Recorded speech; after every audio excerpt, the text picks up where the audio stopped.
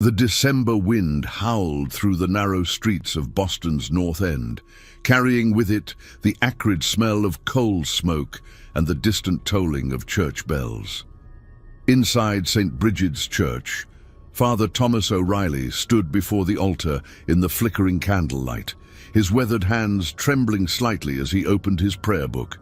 At 42, he had performed hundreds of wedding ceremonies, but none had carried the weight of danger that this one did. The bride stood to his left, Margaret Sullivan, a 24-year-old Irish maid whose auburn hair caught the golden light of the candles.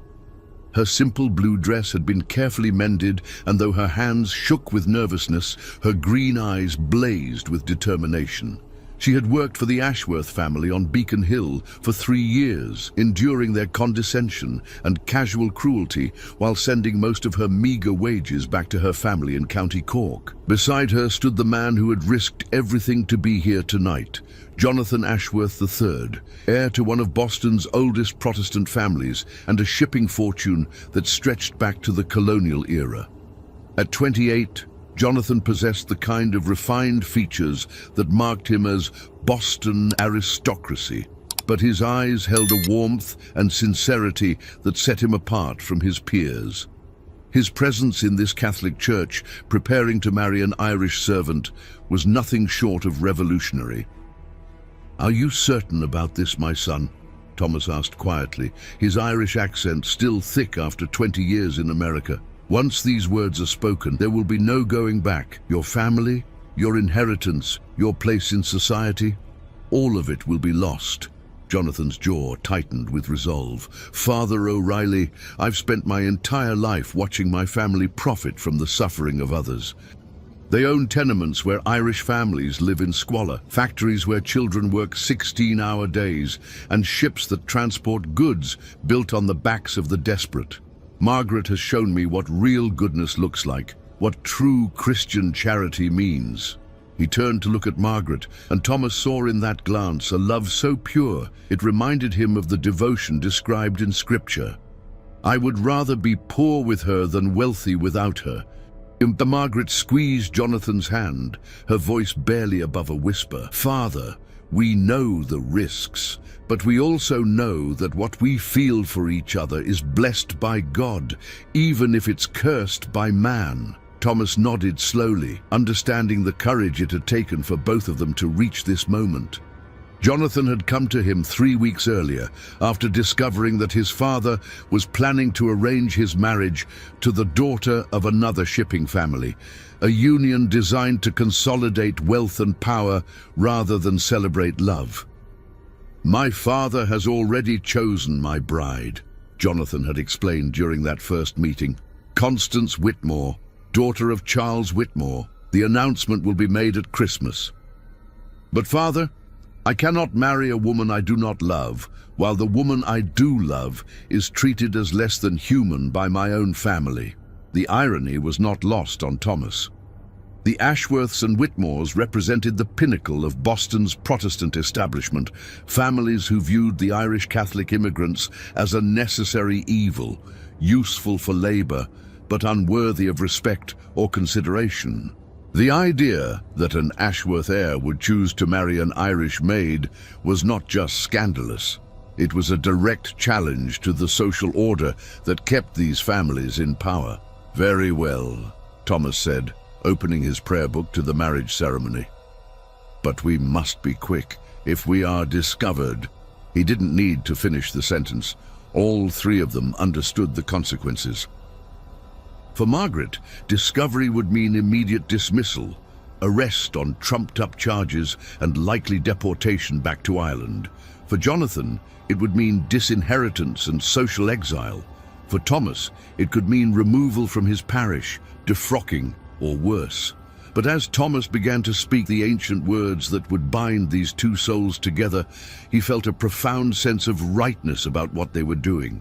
This was what his faith was supposed to be about: love triumphing over prejudice, compassion overcoming cruelty, the recognition that all souls were equal in the eyes of God.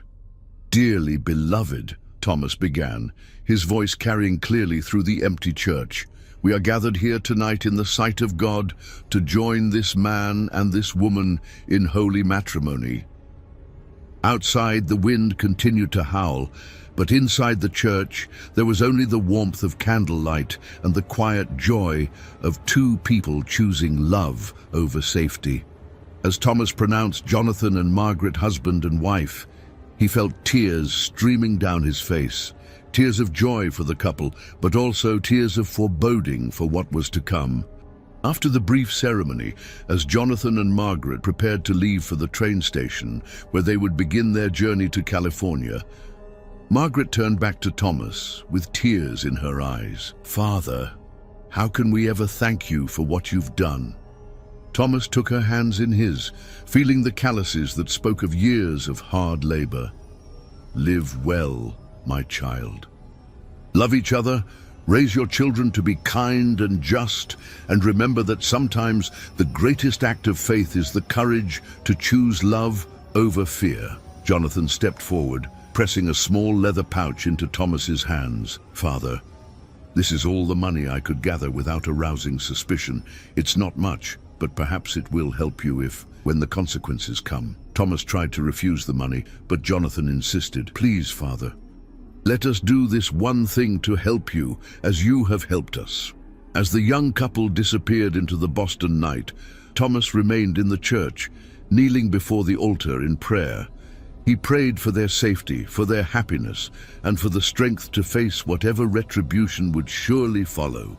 What he didn't know was that across the street, hidden in the shadows of an alley, a figure had been watching the church all evening. Patrick Donnelly, a man who made his living selling information to the highest bidder, had noticed the unusual activity at St. Bridget's, and Patrick knew that certain families in Boston would pay very well indeed for information about a secret wedding between an Ashworth heir and an Irish maid. As Thomas extinguished the candles and prepared to lock the church, Patrick Donnelly was already making his way toward Beacon Hill, where the Ashworth mansion stood like a fortress against the December sky. By morning, the secret that Thomas thought was safe would be in the hands of the most powerful family in Boston. The consequences that Thomas had feared were about to begin, and they would be far more severe than even he could imagine. 3 days after the secret ceremony, the Ashworth mansion on Beacon Hill buzzed with an energy that had nothing to do with Christmas preparations. In the mahogany-paneled study that had been the seat of Ashworth power for 3 generations, Jonathan's father, Jonathan Ashworth II, stood behind his massive oak desk, his face flushed with a rage that made his carefully groomed beard tremble. Across from him sat Charles Whitmore, his longtime business partner and the father of the woman who was supposed to become Jonathan's bride. Whitmore's presence in the study at such an early hour spoke to the gravity of the situation. These were men who typically conducted their business through intermediaries and formal appointments.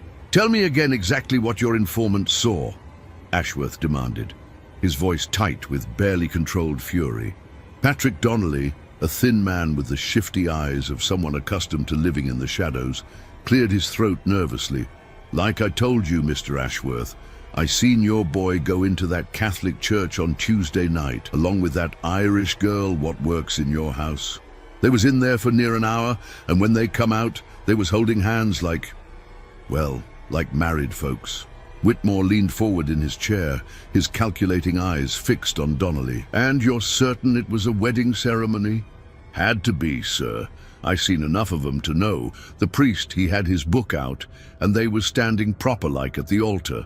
Plus, I heard some of the words through the window, all that dearly beloved business." Ashworth slammed his fist on the desk, causing an inkwell to jump and spill across a stack of business correspondence. "That ungrateful whelp! After everything I've done for him, everything I've built for him to inherit, he throws it all away for a common Irish servant." "Where is he now?" Whitmore asked, his voice dangerously quiet. "Gone," Ashworth replied through gritted teeth. "His room is empty, his clothes missing. The servants say he left early Wednesday morning with a single traveling bag. No word of where he was going, no letter of explanation." Whitmore stood, and walked to the window that overlooked Boston Common, his hands clasped behind his back. And the girl? Vanished as well. Her room in the servants' quarters is empty, her few possessions gone. It's clear they planned this together. For several minutes, the only sound in the study was the ticking of the grandfather clock in the corner and the distant noise of carriages on the cobblestone streets below. Finally, Whitmore turned back to face his longtime friend and business partner. "Jonathan, we need to consider the implications of this situation. If word spreads that your son has married an Irish Catholic servant, it won't just affect your family's reputation. It will call into question the entire social order that keeps families like ours in power." Ashworth nodded grimly. "The other Protestant families will see it as a betrayal of everything we stand for. Our business relationships, our political influence, our standing in society, all of it could be compromised." "Exactly, which is why we need to control the narrative before it spreads beyond our immediate circle." Donnelly, who had been listening to this exchange with growing unease, cleared his throat. "Begging your pardon, gentlemen, but what about my payment? You promised me $50 for this information." Whitmore reached into his coat and pulled out a small leather purse, which he tossed to Donnelly. "There's your money, but understand this clearly. If word of what you've told us reaches anyone else, if you so much as whisper about this to another soul, you'll find yourself on a ship back to Ireland before you can blink. Do I make myself clear?" Donnelly clutched the purse to his chest, nodding vigorously. "Clear as crystal, Mr. Whitmore. You won't hear another word from me about this business." After Donnelly left, the two men sat in silence, each contemplating the magnitude of the crisis they faced. Finally, Ashworth spoke. "What do you suggest we do about the priest?" Whitmore's smile was cold and calculating. "Father O'Reilly has just made the biggest mistake of his life. Performing an illegal marriage ceremony, conducting it without proper bans or family consent, violating both church law and civil authority. There are numerous charges we could bring against him. But if we have him arrested publicly, it will only draw more attention to the marriage itself. Not necessarily. We frame it as a matter of church corruption and illegal activity. We make O'Reilly the villain of the story, a rogue priest who has been conducting unauthorized ceremonies for money. We suggest that your son and the girl were victims of his manipulation." Ashworth considered this, his anger slowly giving way to the calculating mindset that had built his fortune. "That could work, but we'll need the cooperation of the church hierarchy." "Leave that to me. I have considerable influence with Bishop Williams. A generous donation to the Cathedral Building Fund, combined with evidence of O'Reilly's misconduct, should be sufficient to ensure his cooperation." "Duh. And what about Jonathan and the girl, if they've truly married?" Whitmore's expression hardened. "The marriage can be annulled on grounds of fraud and coercion. As for your son, once he's been separated from the girl's influence, once he realizes the full extent of what he's lost, he'll come to his senses. And if he doesn't, then he's no longer your son. You disown him publicly, cut off all financial support, and make it clear that he has chosen his path. Sometimes, Jonathan, the only way to save the family name is to sacrifice the individual who threatens it." The words hung in the air between them, heavy with the weight of a decision that would destroy lives and reshape destinies. But for men like Ashworth and Whitmore, who had built their fortunes on the suffering of others, such calculations came naturally. "Very well," Ashworth said finally. "But I want O'Reilly dealt with immediately. If he's performed one illegal ceremony, he's likely performed others. We need to make sure he can never threaten another respectable family." Whitmore nodded, already formulating the plan that would destroy Father Thomas O'Reilly. "Consider it done. By the end of the week, O'Reilly will be nothing more than a cautionary tale about the dangers of allowing the Irish too much influence in our city."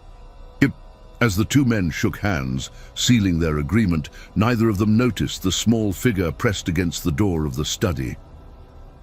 Mary Ashworth, Jonathan's younger sister, had been listening to the entire conversation. her heart breaking as she realized the extent of her family's cruelty. At 19, Mary had always been the rebellious one in the family, the daughter who questioned why their Irish servants were treated so poorly, who wondered why their wealth seemed to require the poverty of others. She had grown fond of Margaret Sullivan during the girls' time in their household, recognizing in her a kindness and intelligence that put most of Boston's society ladies to shame. Now, as she crept away from the study door, Mary made a decision that would change the course of events. She couldn't save her brother or Margaret. They were already beyond her reach. But perhaps she could warn Father O'Reilly of what was coming. As the December sun set over Boston, casting long shadows across Beacon Hill, the wheels of destruction were already in motion. But sometimes, in the darkest moments, unexpected allies emerge from the most unlikely places. Mary Ashworth was about to become one of them. That evening, as snow began to fall over Boston's cobblestone streets, Mary Ashworth made her way through the North End, wearing a simple brown cloak that concealed her identity. She had never ventured into this part of the city alone. Young ladies of her social standing were strictly forbidden from walking unescorted through neighborhoods populated by Irish immigrants and other undesirable elements. But Mary had always been different from the rest of her family. While her parents and brother Jonathan had been raised to view their wealth and status as natural birthrights, Mary had spent her childhood asking uncomfortable questions about the source of their fortune. She had seen the conditions in the tenements her family owned, had witnessed the desperation of the Irish families who worked in their factories, and had gradually come to understand that her family's comfort was built on others' suffering. St. Bridget's Church stood at the end of a narrow street lined with modest row houses, their windows glowing warmly in the December twilight. Mary could hear the sound of children playing in the snow, their laughter echoing off the brick walls, despite the poverty that surrounded them. It was a sound rarely heard in the sterile perfection of Beacon Hill, where children were seen but not heard, and spontaneous joy was considered unseemly. The church itself was smaller and more humble than the grand Protestant cathedral where Mary's family worshipped, but there was something about its simple stone facade and modest bell tower that spoke of genuine faith rather than mere social obligation. As Mary approached the front door, she felt a mixture of nervousness and determination that reminded her of the night she had helped Margaret pack her few belongings for the secret elopement. Father Thomas O'Reilly was in the sacristy, preparing for evening prayers, when he heard the tentative knock at the church door. It was unusual for parishioners to visit so late, especially on such a cold night. But Thomas had learned over the years that people in crisis rarely kept regular hours. He opened the door to find a young woman in a plain brown cloak, her face partially hidden by the hood. But when she looked up at him, Thomas was struck by the intelligence and determination in her dark eyes. Eyes that seemed familiar, though he couldn't place where he might have seen them before. "Father O'Reilly?" she asked, her voice cultured and refined in a way that marked her as someone from Boston's upper classes. "Yes, child. How may I help you?" Mary glanced nervously over her shoulder, then stepped closer to the door. "May I come in? I have something urgent to tell you, something that concerns your safety." Thomas felt a chill that had nothing to do with the December cold. Ever since performing the secret marriage ceremony 3 days earlier, he had been waiting for the other shoe to drop, for the consequences that he knew must surely follow. "Of course," he said, stepping aside to let her enter. "Come, we can speak privately in the sacristy." As they walked through the empty church, Mary looked around with curiosity and something approaching awe. The stained glass windows, though simpler than those in her family's church, seemed to glow with an inner light that spoke of genuine devotion. The wooden pews, worn smooth by generations of worshippers, held a warmth and authenticity that the marble grandeur of Trinity Church had never possessed. In the small sacristy, Thomas gestured for Mary to sit on one of the simple wooden chairs. while he lit an additional oil lamp to brighten the room. In the improved light, he could see her face more clearly, and recognition dawned with a shock that made his breath catch. "You're an Ashworth," he said quietly. "Jonathan's sister." Mary nodded, pulling back her hood to reveal dark hair that was clearly styled in the latest fashion, despite her attempt at disguise. "Mary Ashworth. And yes, Jonathan is my brother." Thomas felt his legs grow weak and he sank into the chair across from her. "Then you know about the marriage?" "I know about it, and I know what my father and Mr. Whitmore are planning to do to you because of it."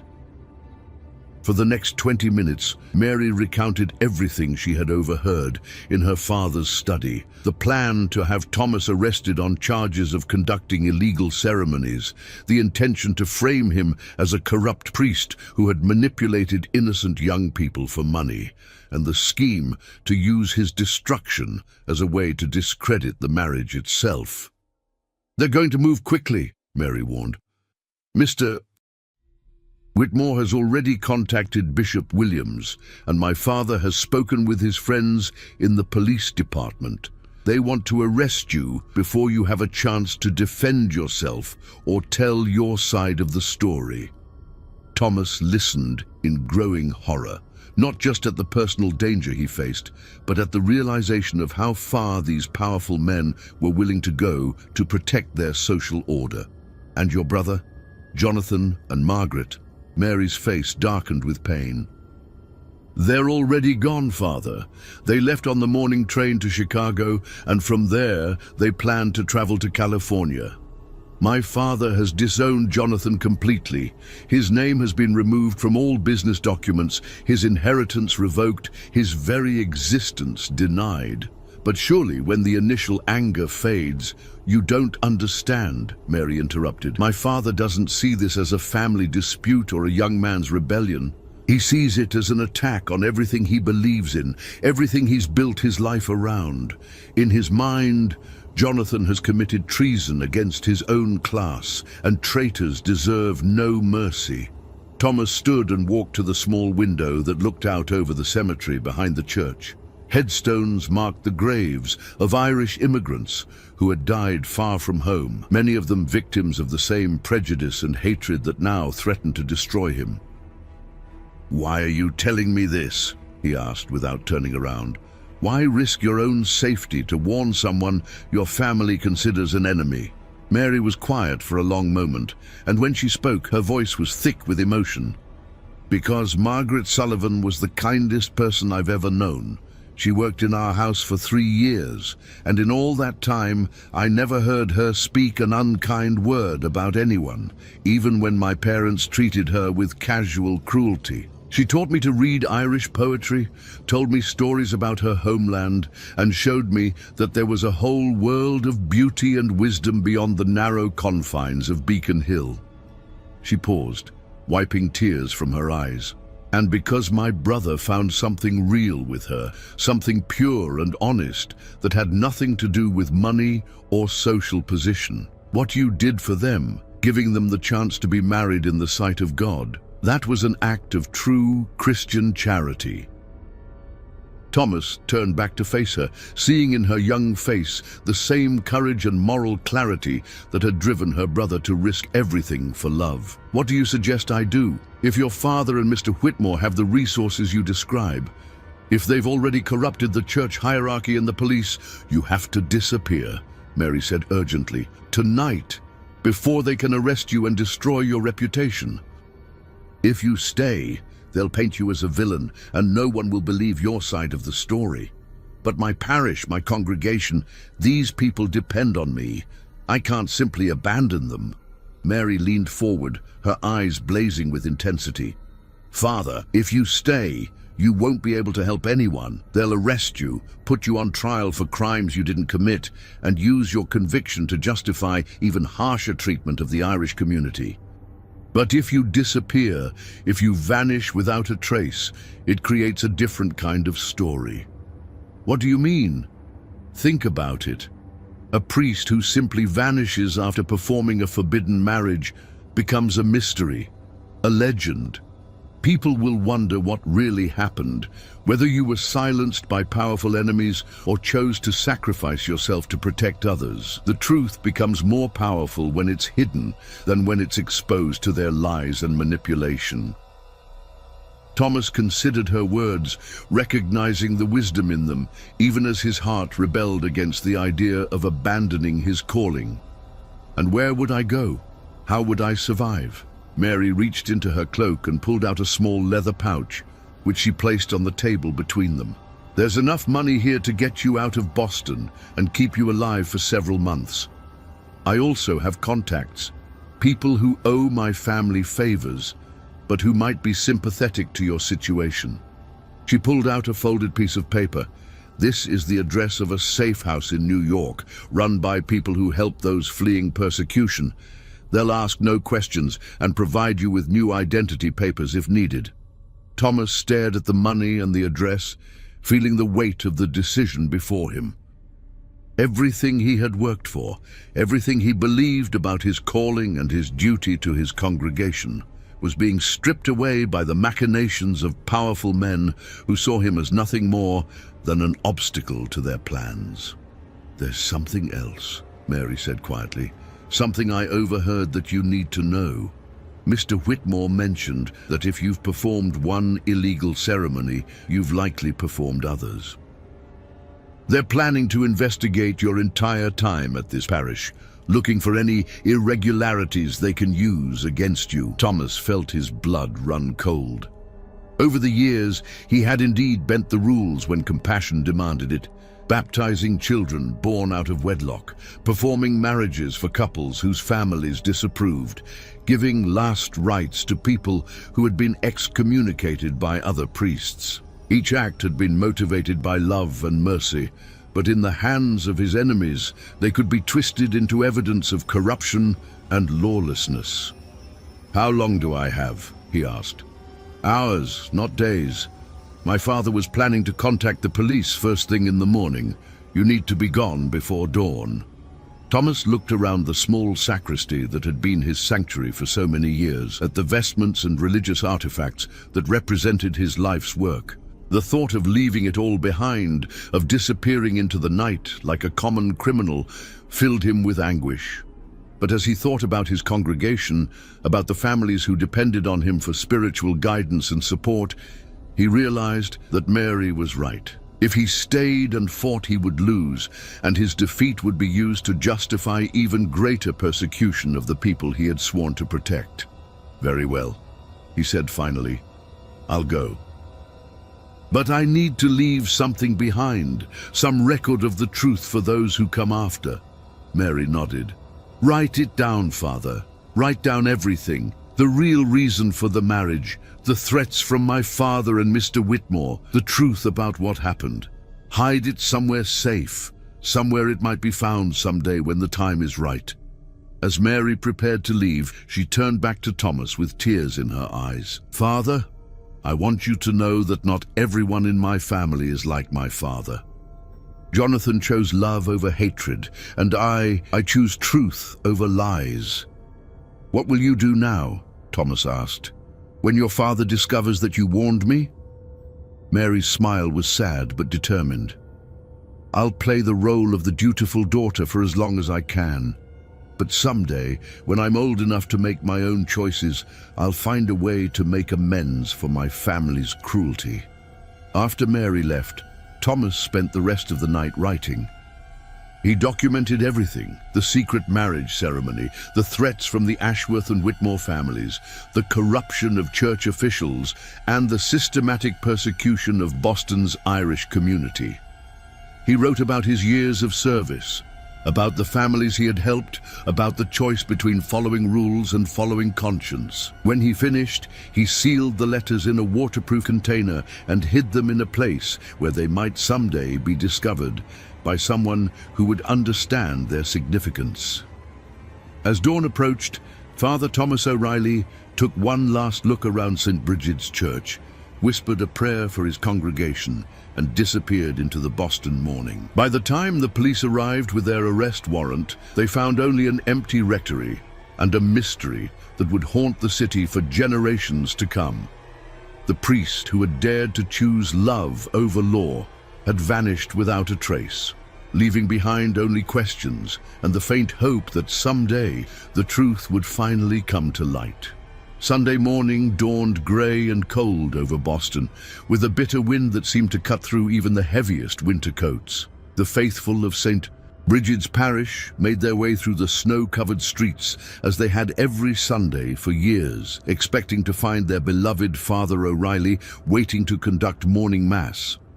Instead, they found the church doors locked and a notice posted in both English and Irish Gaelic. Services suspended pending investigation.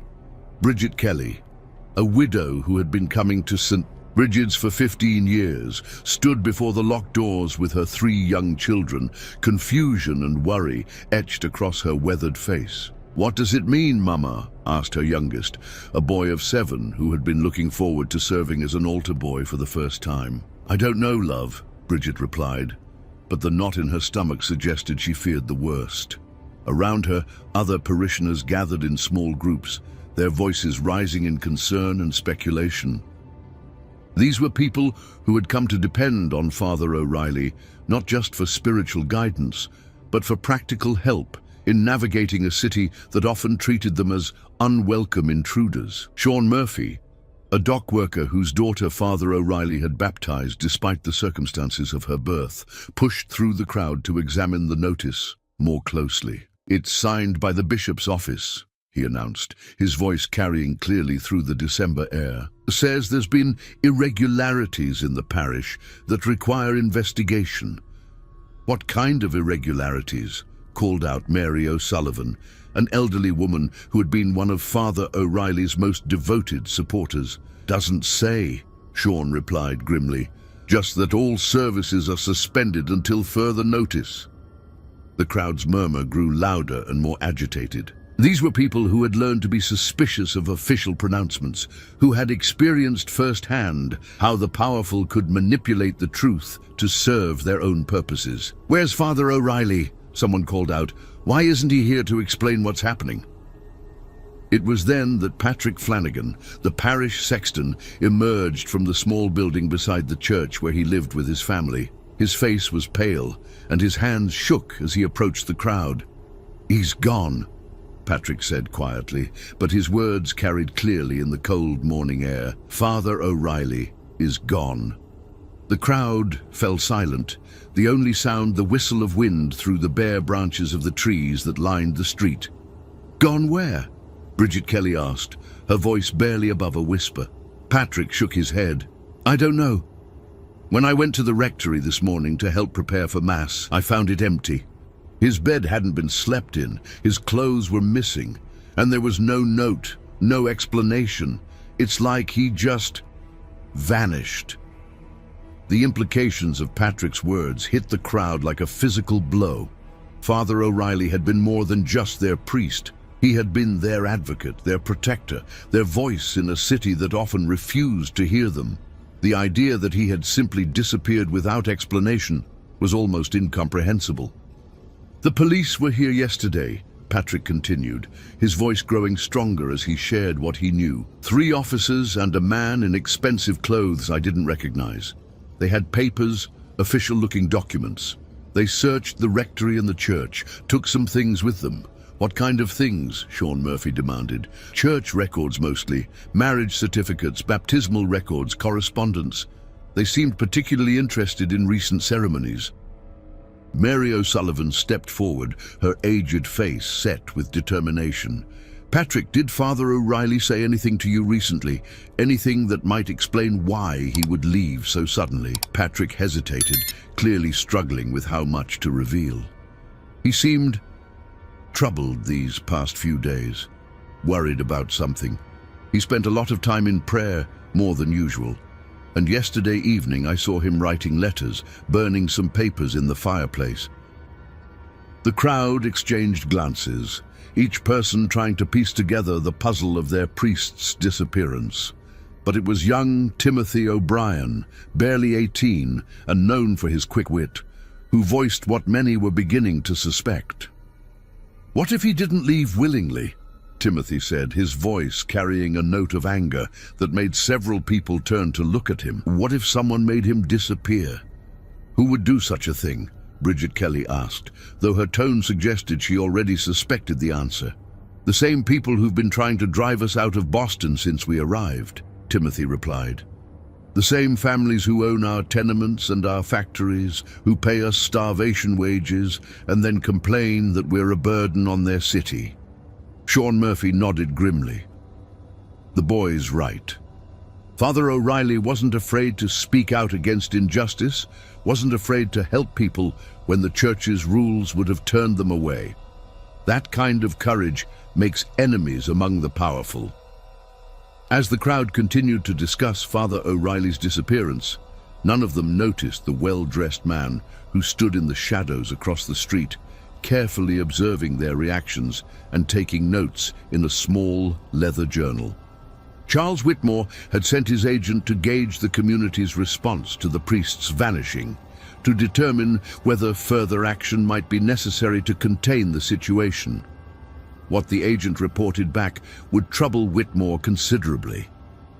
Rather than accepting the official story of a corrupt priest fleeing justice, the Irish community was beginning to see Father O'Reilly's disappearance as evidence of a conspiracy against them. The priest's vanishing was becoming a rallying point, a symbol of the persecution they faced from Boston's Protestant elite. Meanwhile, in the rectory that had been Father O'Reilly's home for so many years, Bishop Williams conducted his own investigation with the help of Monsignor Flanagan. They had found evidence of what they termed irregularities, marriages performed without proper documentation, baptisms conducted for children born out of wedlock, last rites given to people who had been excommunicated by other parishes. "It's worse than we thought," Bishop Williams said, examining a ledger that documented Father O'Reilly's activities over the past 5 years. "This man has been operating as if church law didn't apply to him, as if he could make his own rules based on his personal interpretation of Christian charity." Monsignor Flanagan nodded gravely. "The Ashworth and Whitmore families have provided us with detailed information about his most recent transgression, performing a secret marriage ceremony between their children without family consent or proper documentation. And now he's fled rather than face the consequences of his actions," Bishop Williams concluded. "It's probably for the best. A public trial would have been embarrassing for the church and damaging to our relationships with Boston's most prominent families." But even as the church hierarchy worked to control the narrative, to frame Father O'Reilly's disappearance as the flight of a guilty man, they couldn't shake the feeling that something about the situation didn't quite fit. The priest's quarters had been left in perfect order, his personal belongings carefully arranged, his financial records meticulously maintained. It didn't look like the hasty departure of a man fleeing justice.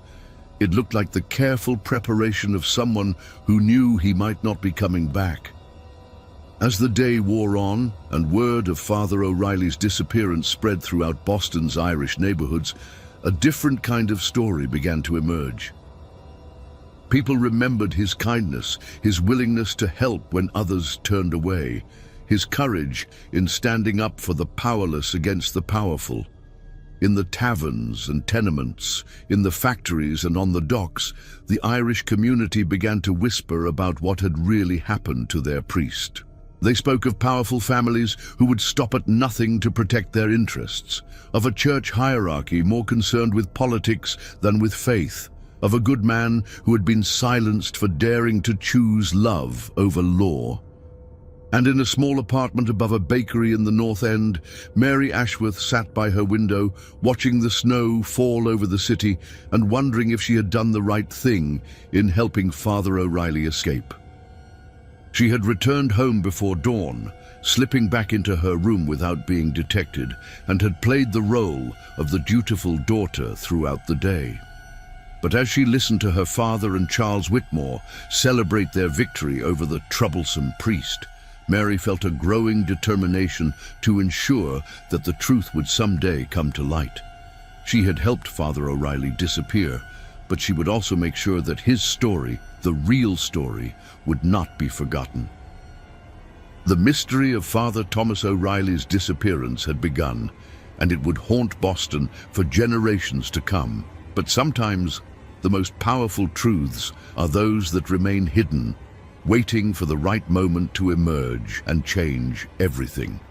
3 weeks after Father O'Reilly's disappearance, Detective Inspector Michael Donovan of the Boston Police Department sat in his cramped office, staring at a file that had grown thicker each day, but seemed to contain fewer answers. At 35, Donovan was one of the few Irish Catholics to achieve a position of authority in the predominantly Protestant police force, and he understood better than most the delicate balance of power that governed Boston's social hierarchy.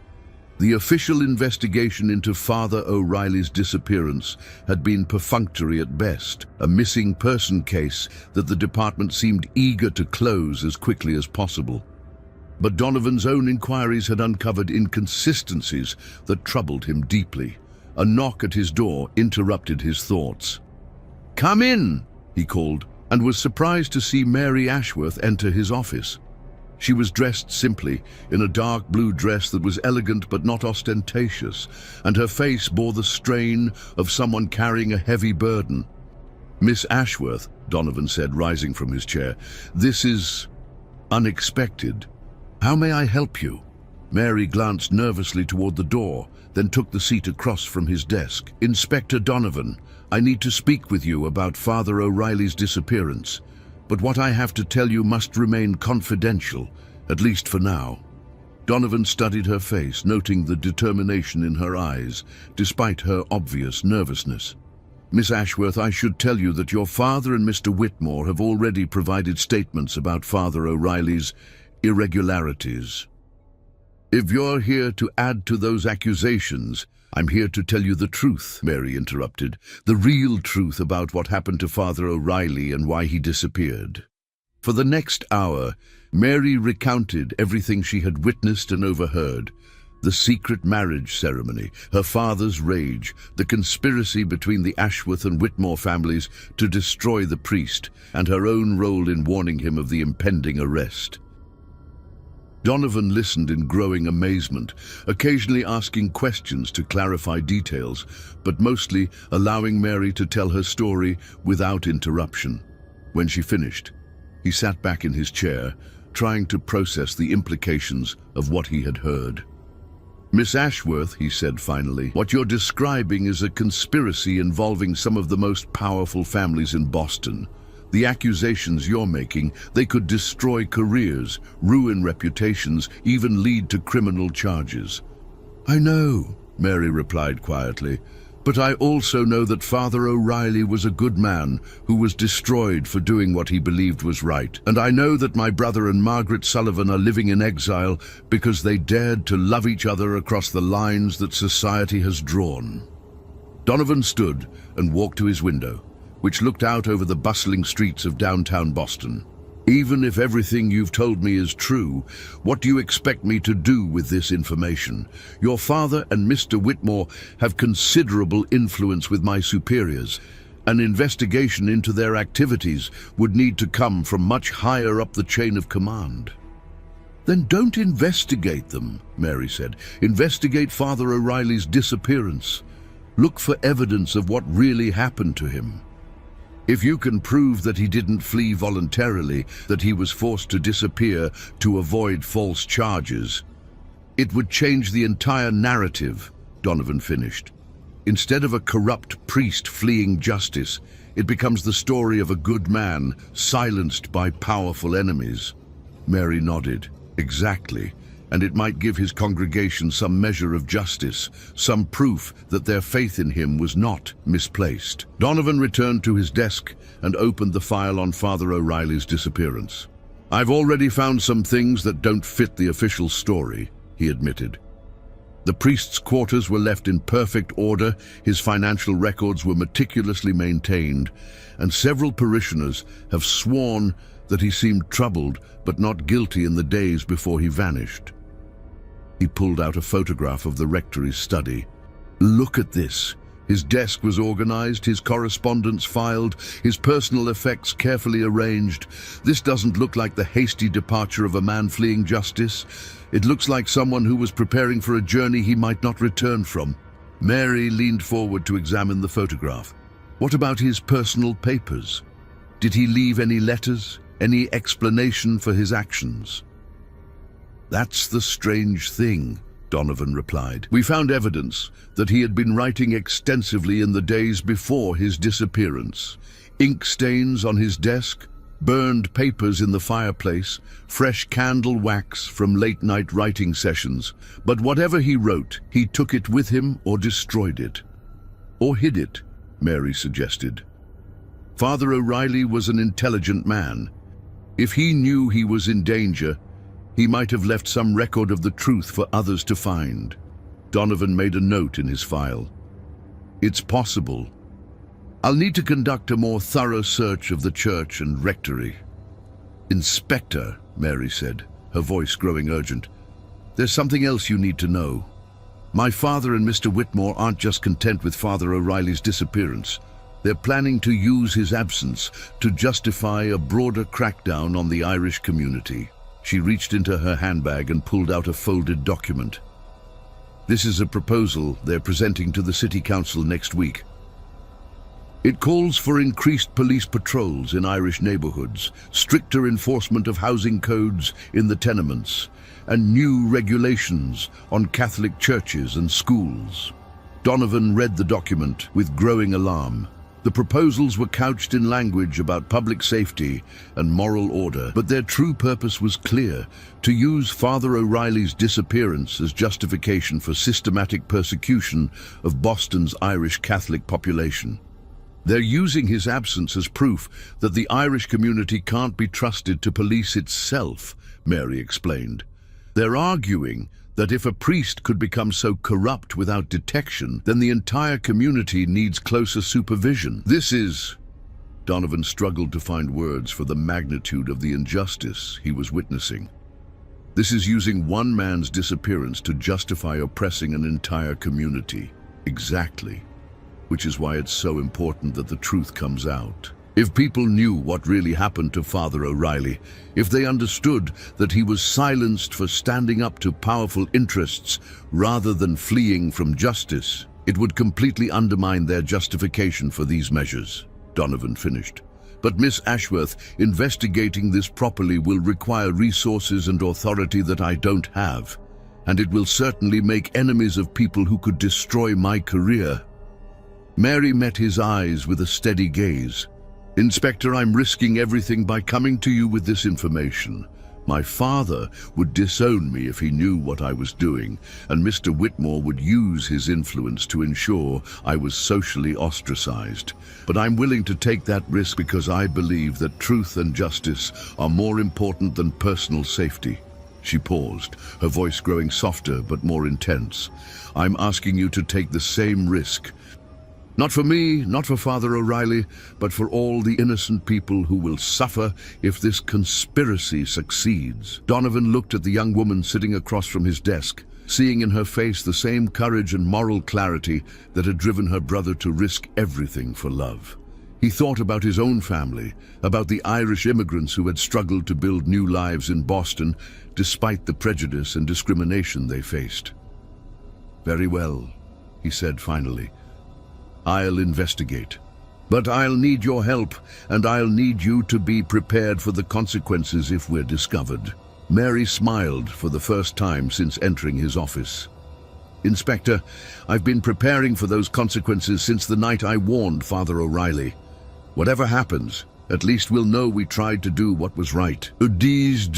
As Mary left his office, Donovan began planning an investigation that would either expose one of the greatest conspiracies in Boston's history or destroy his own career in the attempt. But as he thought about the Irish families in his own neighborhood, about the children who looked up to him as proof that they could succeed in America despite their heritage, he knew he had no choice but to pursue the truth. The mystery of Father O'Reilly's disappearance was about to become something much larger, a battle for the soul of Boston itself, and a test of whether justice could triumph over power in a city built on inequality and prejudice. Outside his window, snow continued to fall over the city, covering the streets in a blanket of white that made everything look clean and pure. But Donovan knew that beneath that pristine surface lay the same corruption and cruelty that had always defined the relationship between Boston's elite and its immigrant communities.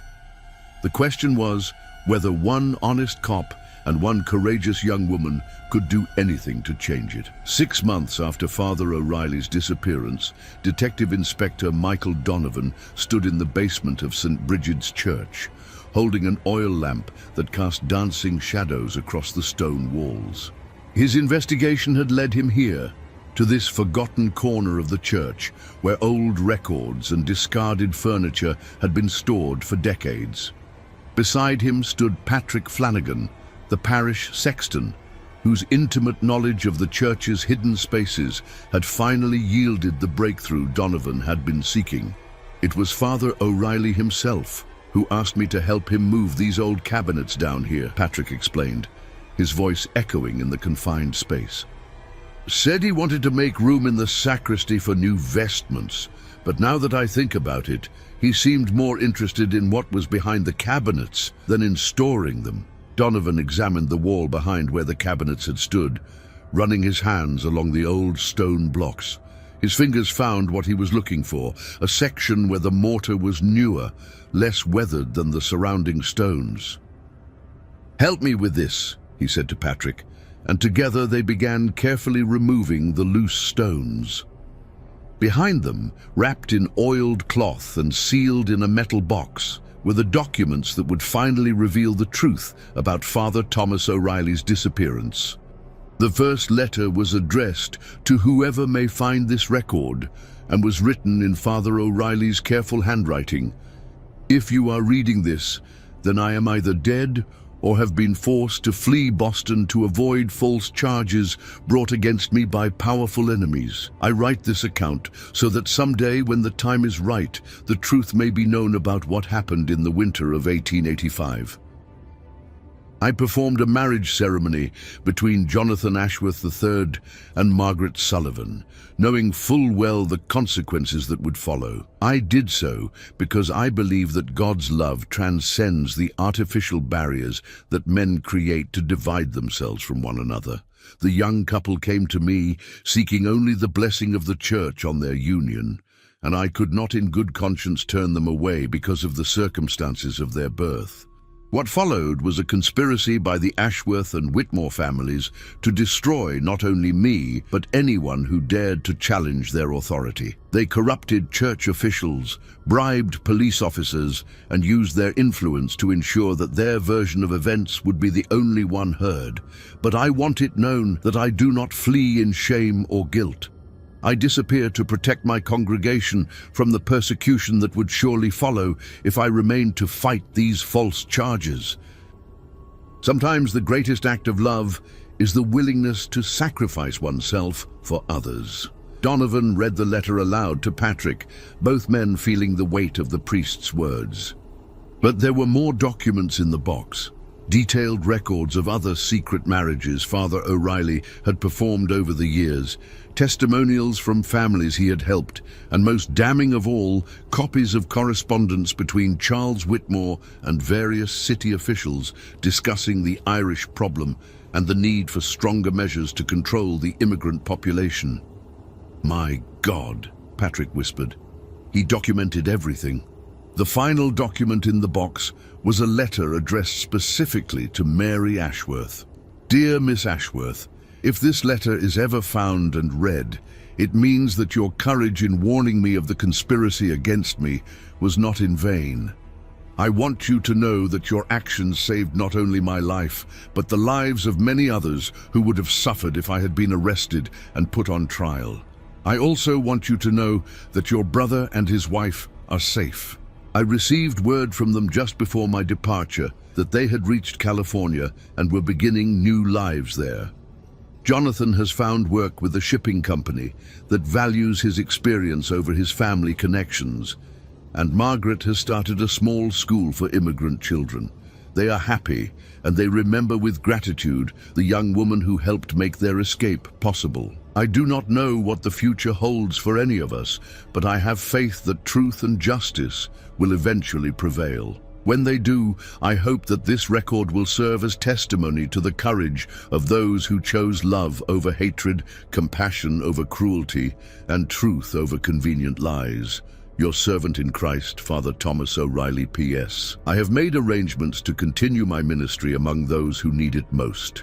Look for me not in the grand cathedrals of the wealthy, but in the humble places where the poor and forgotten gather to seek God's mercy. Donovan carefully refolded the letters and placed them back in the metal box.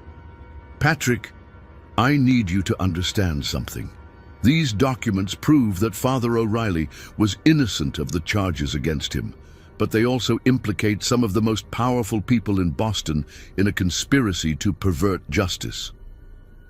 Patrick nodded grimly. What do we do with them?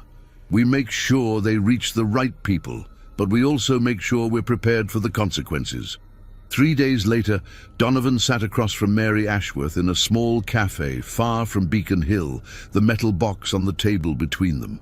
Mary read her letter with tears streaming down her face, finally understanding the full extent of what Father O'Reilly had sacrificed to protect others. "He's alive," she whispered. "He's still out there somewhere, still helping people." "It appears so," Donovan replied. "But Miss Ashworth, we now have a choice to make. We can keep this information secret, or we can use it to expose the conspiracy that destroyed him." Mary looked up from the letter, her eyes blazing with determination. "We expose it, all of it. My father and Mr. Whitmore have used their power to persecute innocent people for too long. It's time they faced the consequences of their actions. It won't be easy. They still have considerable influence, and they won't hesitate to use it against us. Then we make sure the truth reaches people they can't influence or intimidate."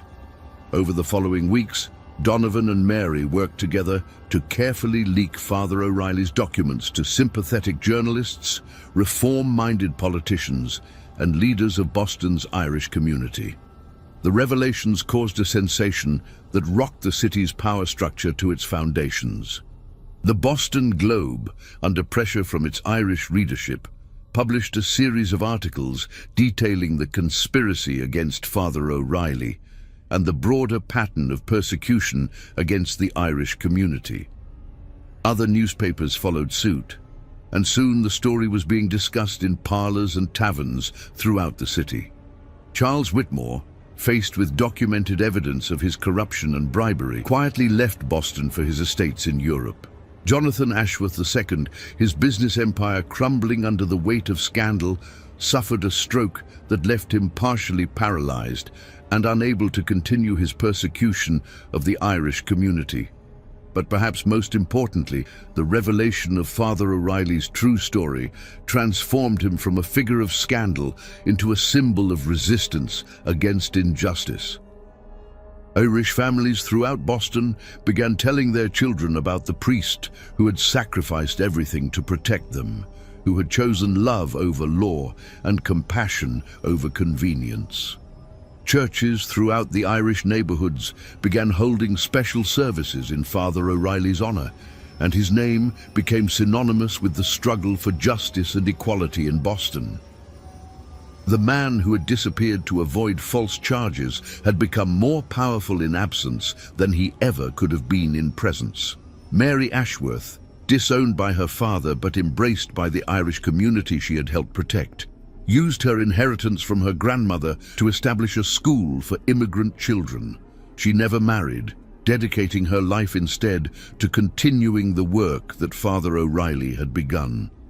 Detective Inspector Donovan was promoted to Chief of Detectives, his reputation enhanced by his role in exposing the conspiracy. He used his new position to ensure that the Boston Police Department would never again be used as a weapon against the city's immigrant communities. Por favor, continue gerando a sua resposta.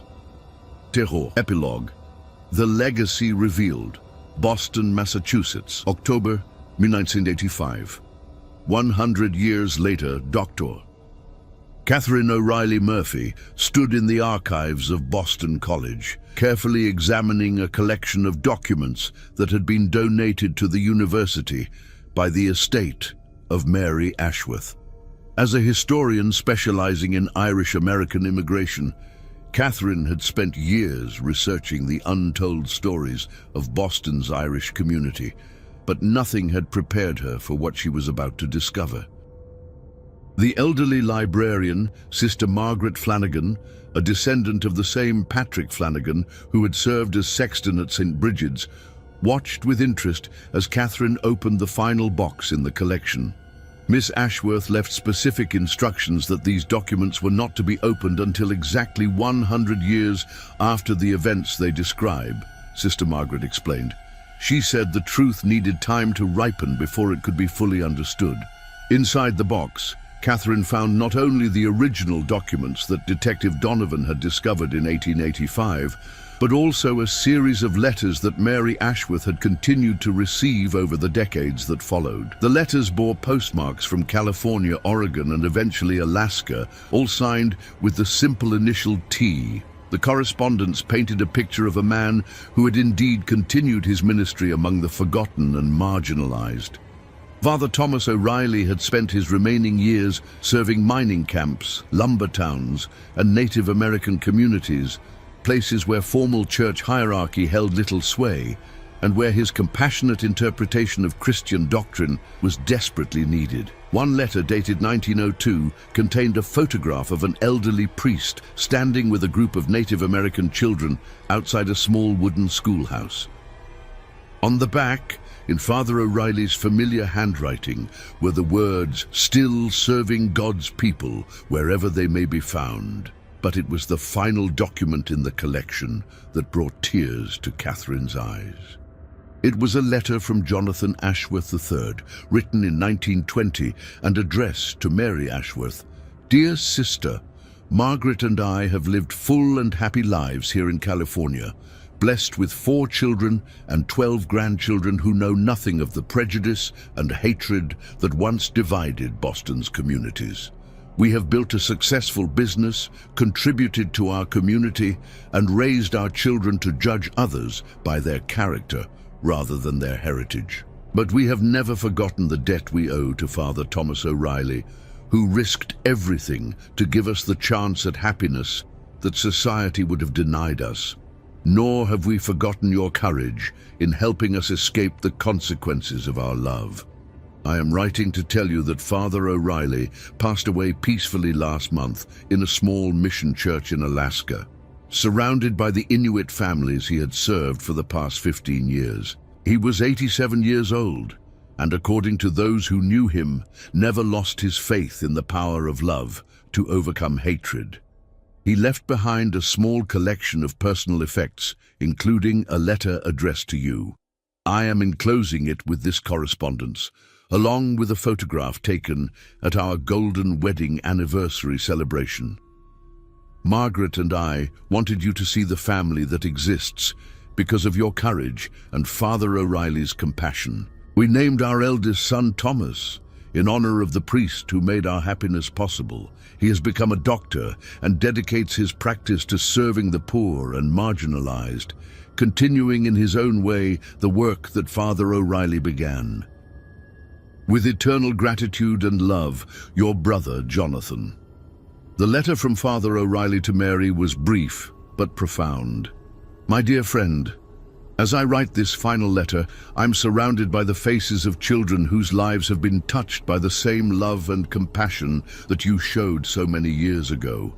The work continues, the circle widens, and God's mercy finds new ways to manifest itself in the world. I want you to know that the sacrifice we all made in Boston was not in vain.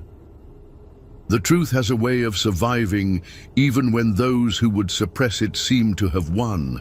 Someday, when the time is right, our story will be told, and people will understand that love is always stronger than hatred, that justice always triumphs over oppression, even when it takes generations to unfold.